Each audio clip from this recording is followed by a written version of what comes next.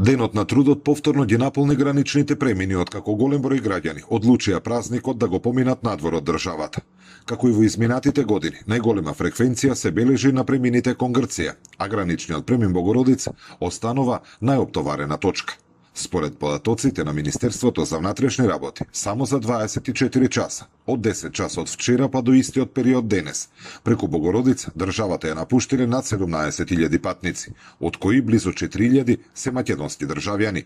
И покрај значително зголемената фреквенција, одновара информираа дека се преземаат сите неопходни мерки за непречен и безбеден проток на патници и возила. Отворени се 9 ленти за излез од државата, од кои 6 за автомобили, 2 за автобуси и 1 за товарни возила и 5 ленти за влез во државата, од кои 3 за автомобили, 1 за автобуси и 1 за товарни возила.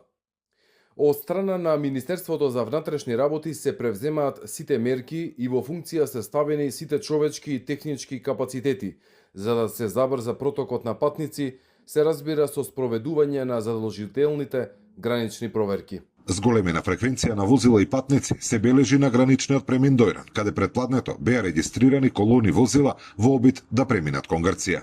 Покрај популарните туристички локации кај јужниот сосед, полни се и домашните капацитети. Во Дојран, според локалните власти, сите сместувачки капацитети биле резервирани уште пред неколку дена. Бројката која што се очекува е некаде над 5000 посетители за овие првомајски празници кои што ќе престојуваат во Дојран и плюс дополнителни оние кои што ќе доаѓаат на дневна основа. Капацитетите секако од година на година растат и се зголемува бројот на луѓе кои што издаваат и хотелите кои што се ставаат во функција, односно хотели кои што не биле подолго време во функција, веќе се реконструираат и ставаат во функција, со тоа расте и бројот на легла, односно капацитетот се зголемува. Според проценките, зголемена посета на туристичките места во и надвор од државата се очекува и за време на предстојниот викенд. Зоран Ѓорѓиев за Сител телевизија.